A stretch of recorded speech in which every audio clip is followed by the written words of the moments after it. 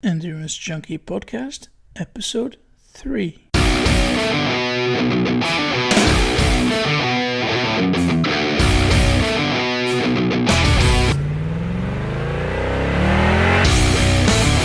Power, speed, and endurance are three essential components of high performance in most sports. Today's guest is an expert on developing them. Brian MacKenzie is the creator of Crossfit Endurance, a fitness methodology focused on strength and conditioning for endurance athletes. So welcome, Brian, and thanks for taking the time to talk to us.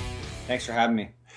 For those of us who don't know you, can you tell us a little bit about yourself, your sporting background, and how you ended up in endurance sports? Yeah, I was primarily a swimmer my entire young life.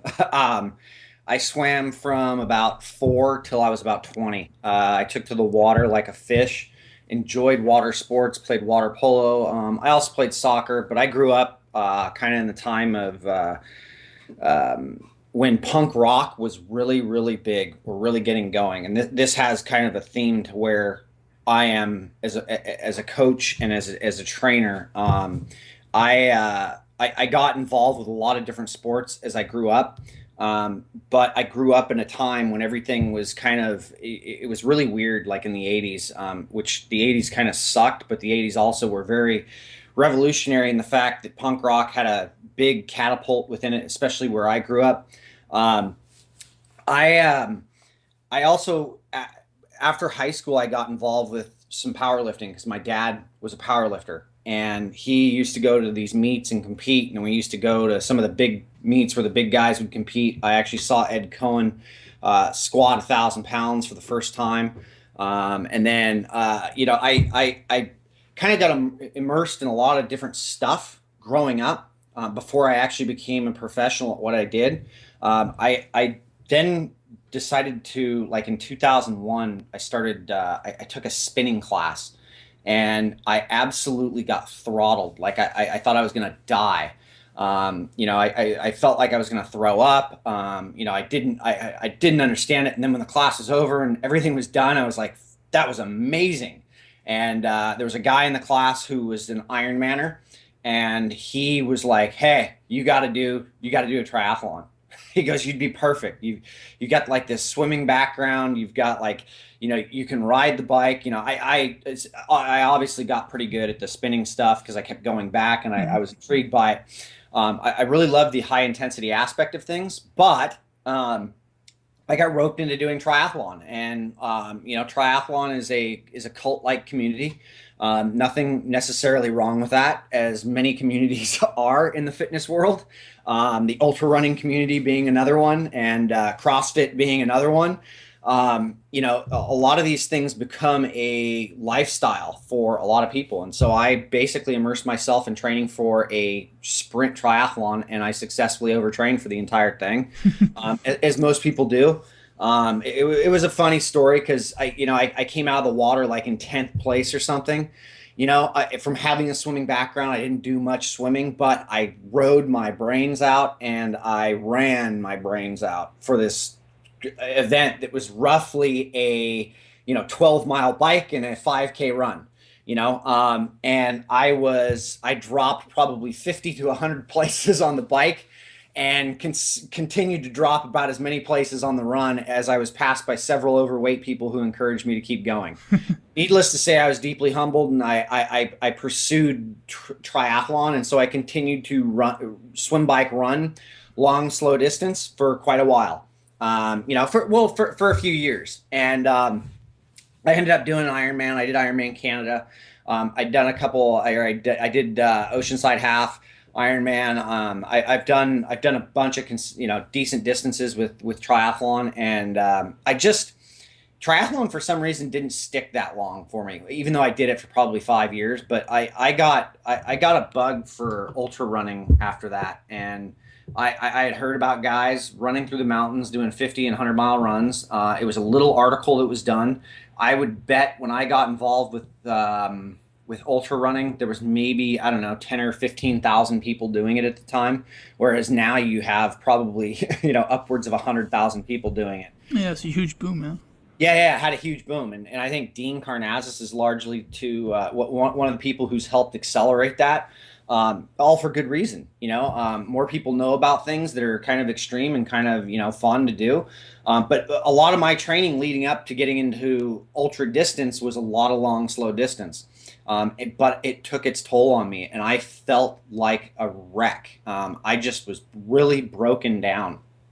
And so a friend of mine just basically told me, hey, you know how to squat. You should start squatting again at least once a week, just, to get stronger. And I squatted with like 75 pounds, and I literally thought I tore every muscle fiber in my body, and was just demoralized with how weak I had become. And I come from the school of thought that strength does not mean size. Although many people equate being strong as being really, really big, that is not true. I used to watch guys who could win overall powerlifting meets who were like 100 and, less than 180 pounds, because pound for pound, they were lifting more weight than everybody else. Needless to say, that's kind of my story and how I got involved in it. I got into school, and school was amazing at first. And I was just like on the path to becoming, just getting a degree, and, maybe even a PhD in some things related to exercise. And then I saw that I was questioning everything that was going on within school, because everything I was doing wasn't making sense. And, I started experimenting with stuff. And needless to say, my life as a coach and trainer became an experiment process. And that's more or less how I got catapulted into this whole thing. Oh, awesome. Thanks for that. Yeah. So, yeah, you've mentioned it before. I mean, you did quite a lot of long, slow distance training for those triathlons and ultra marathons.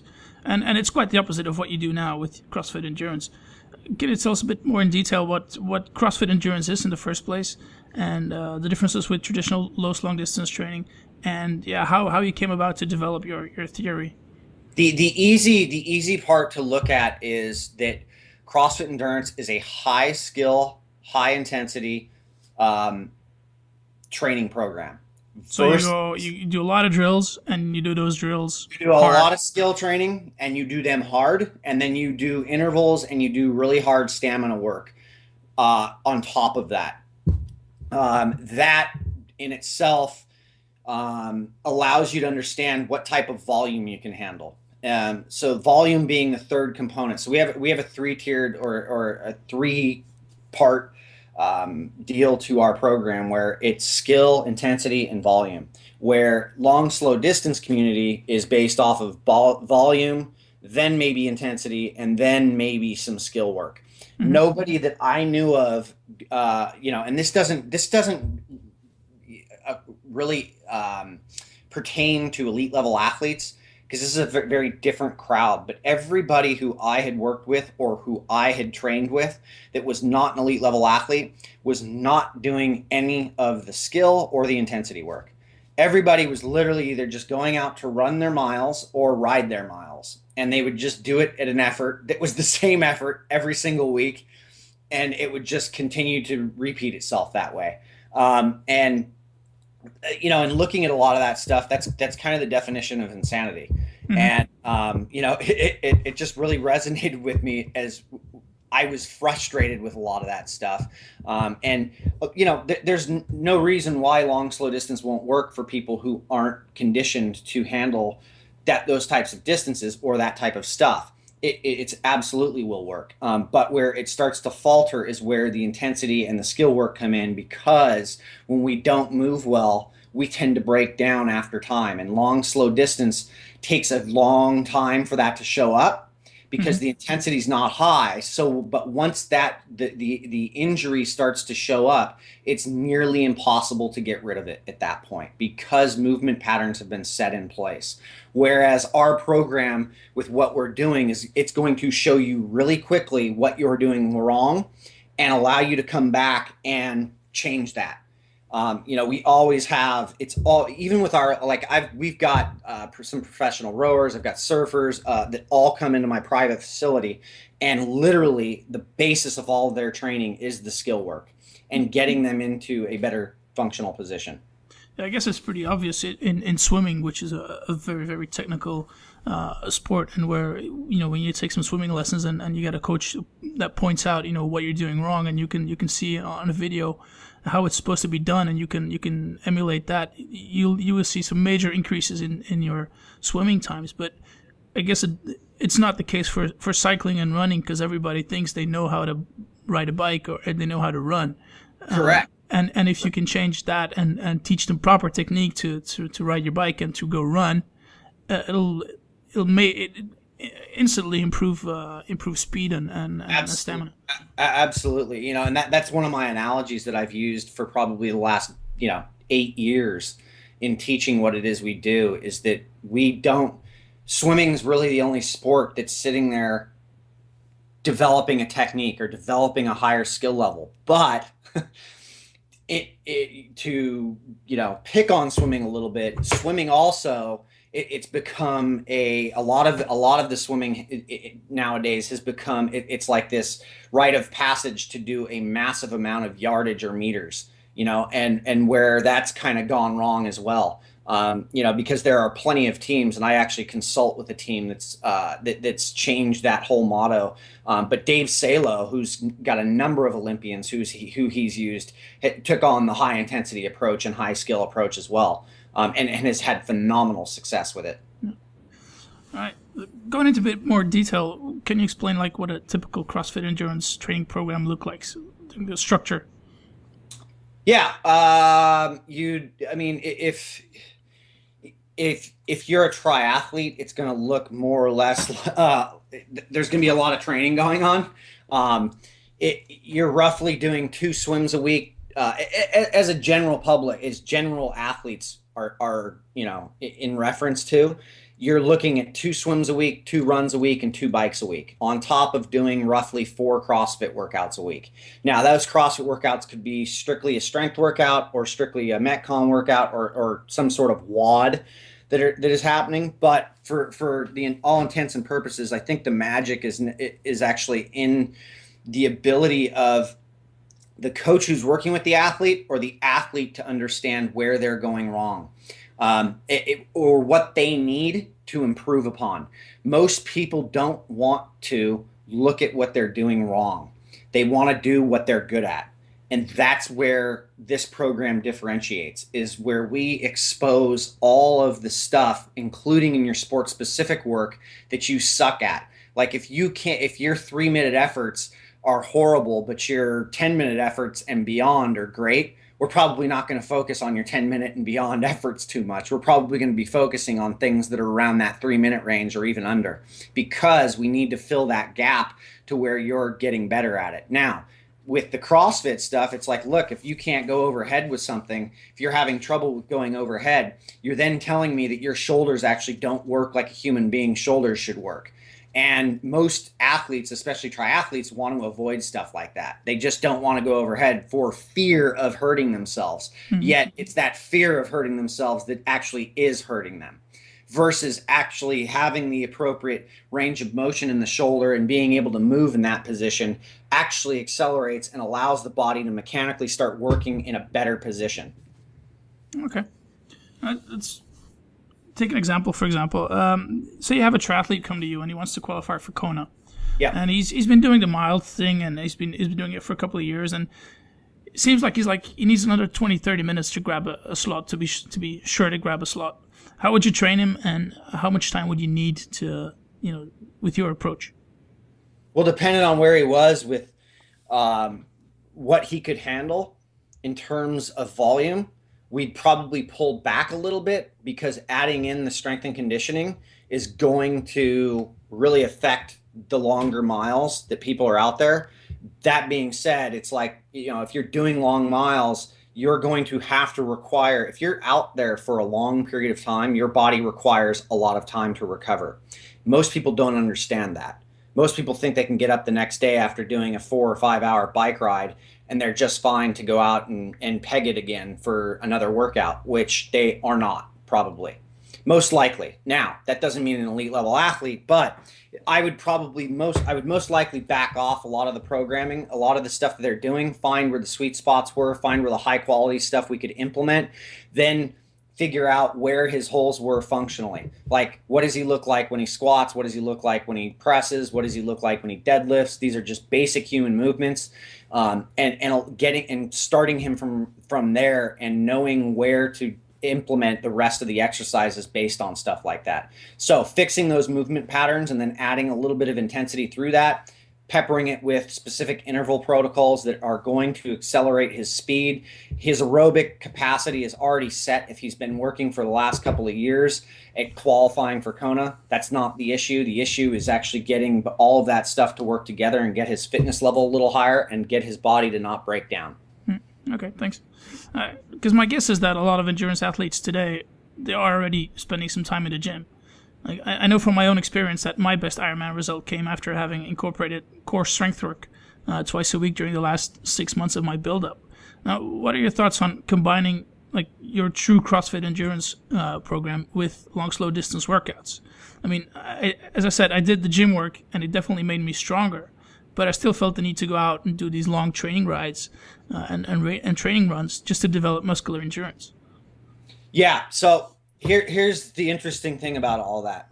There's absolutely nothing that happens out past about 45 minutes to 1 hour, muscular endurance wise, that's not really going to be able to be dealt with inside the gym. So now, this would only be a session just to put your mind at ease? Yeah, which is just fine. But with like elite level athletes, and let's just take the athlete who has to go out and do some mileage. What we do are tester workouts where I will send them out. Like, I typically, most general public runners, I won't send out for more than a half marathon of a run. Now, general public, it's somewhere around the 2 hour mark. Somewhere between an hour and 30 to 2 hours is going to take them for a half marathon. That is about the limit of time we want anybody out there really working. Now, that doesn't mean that I can't have an elite level athlete go out and run 20 miles and then be fine the next day and get up. But that's exactly what defines being an elite level athlete versus not being an elite level athlete. So the elite level athlete can get up the next day and still train at 100%, where the rest of us can't do that. So we have to maximize that and get that done. So what I do is we set up tester workouts to send people out who aren't convinced of what they're doing. And typically it's like a 15 or 20 mile run, and we send them out and I have them paced out for what they should be handling.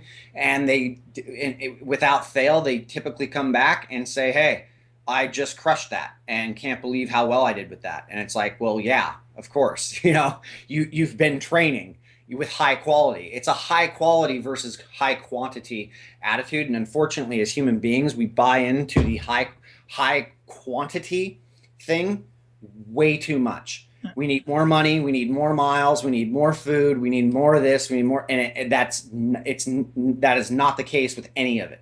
That doesn't mean certain people can't handle more than other people. So what do you do if one of your athletes says, okay, I really want to do this 180K bike ride just to put my mind at ease? Go on a 180K bike ride. Yeah. Have fun. Yeah. And let me know when you're ready to train again, because that's not training.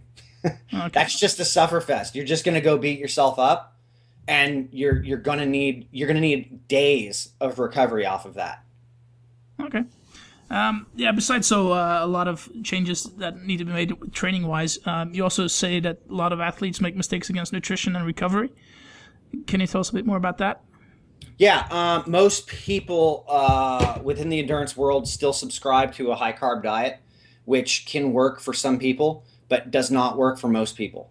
And what we're seeing, and we're seeing it now with a lot of the ultra community, but we're even seeing it with a lot of cyclists where they're going into this low carb diet and they're understanding how to utilize a high aerobic system. So their metabolic system is actually burning at a higher level of fat. And as endurance athletes, your primary source of fuel is not glycogen. Mm-hmm. It is fat. That's what working in a massive aerobic capacity is actually utilizing fat as your primary energy source. And the higher level you can get your metabolism up to dealing with that, the better you are. But the more constraint, the more tied to a carb diet you are, the more dependent you are on that, and your metabolic system actually does not grow. You can't it doesn't allow you to burn fat any more efficiently. So in most of the stuff that we do with athletes is we actually get them to start on a lower carb diet, eating real food. So I have actually found that the paleo diet is probably the best principle-based thing we can do with an athlete, is to get them to start eating real food. And that's what the paleo diet really does put down, is a principle-based eating way of eating, and then dropping the carbs out for a few weeks, and then finding the sweet spot, which is probably with most athletes, especially endurance athletes, is roughly between 50 and about 150 grams of carbohydrates a day. Okay, excellent. Got one final long question here, which was submitted by Ryan Bush on our Facebook wall. And Ryan is an Ironman Louisville finisher by the looks of his Facebook profile. And he just wants to know that if your box, which you guys call your local CrossFit gym, doesn't have a CFE program, how should they approach using CrossFit and long distance endurance training? They should hope that the programming will benefit what they're doing. If it's not at the gym, then they should probably scale it down to where it is helping them out. That's the difference between what we put out. We're programming specifically for a lot of these endurance athletes versus having the gyms or the facilities that are just tailoring towards CrossFit athletes. And there's a big difference, but it's actually getting your body to the ability to handle that. So finding the sweet spot with how much CrossFit you can handle at your local box versus implementing your training as well. And that requires some skill in itself, is the understanding of when I can do my longer stuff, when I need to do my shorter stuff, and when I need to do my middle distance stuff. So it's basically getting to know yourself, getting to know your body, and know how to deal with it. The premise of our program, more or less, is to empower an individual to understand exactly what they can handle, when they can handle, and when to start increasing things, and to always return back to the skill development. Okay, awesome, thanks. We've only have a couple of minutes left here before wrapping up the show, and we just finished with a quick fire round of questions. So are you ready for those? Yeah. Is CrossFit Endurance for everyone? It's for everyone, but not for everybody. Okay. Not everybody wants to work hard, and that's just the facts. A lot of people just want to cruise and do their thing, and that's just fine. Yeah. Well, it brings me to the next one. Your Twitter handle is I am unscared. Yep. Is that where it comes from? Because people are too scared to do the CrossFit thing? Because Nope. it hurts too much? Nope. The unscared thing comes from a buddy of mine who made the word up, but it's more or less it's the art of dealing with fear, because fear encompasses everything we do, whether we like that or not. There's nobody I know who doesn't deal with fear, so it's just the ability to understand that and move forward with it. Okay. What is, according to you, the most valuable weight training movement that you can do to improve your cycling and your running? Squat. Heavy squat? Squat, yeah. Okay. As far as competing yourself, what's next for you? I surf way too much to be doing anything else. So I don't know. I still run like once or twice a week. But I don't know that I'm actually going to be competing much in anything, because I surf a lot. I'm in Hawaii a lot. So that's kind of my thing right now, is the surf bug. Cool. Yeah. Okay. Time for a shameless plug now. You've got your new book coming out, which is called Unbreakable Runner. Yep. Can you tell us a bit more about that one? Yeah, it's basically everything I've outlined, except we've got programs that it shows people from a novice or beginner level to an elite or advanced level. And you've got you've got 3 different tiers, where it would be a beginner, an intermediate, and an advanced or an elite, on how you would scale between. where you would fit in with things. So we have programs basically listed from 5K to ultra marathon in there, but we also have quite the TJ Murphy did just one of the best jobs ever on looking into the research and the data on why so many people have not gravitated towards a more of a high intensity or high skill approach. And it's kind of what we've been discussing today, but he gives it reason and validation and backs it up with a lot of studies and stuff. So it's an interesting walk. It's a much shorter book than the last book, but it's a good read, and it's got some good programs in it. When is it coming out? October 1st should be the drop date. So it should be available on Amazon and. Oh yeah, it's already available for pre-order. Okay, well, I'll put the link up in the show notes then. Anything else you want to share? I mean, how people get in touch with you or anything else? Twitter's the easiest way to get a hold of me. I'm fairly active on Twitter. So that's I am unscared. Yep, at I am unscared, or they can email me through Athlete Cell, which is where we program for all of our athletes that need programming. So they could contact athletecell.com. They can go through the contact page there. All right. Awesome. Well, thank you very much, Brian. That's it for me. Thanks, Peter. Appreciate it.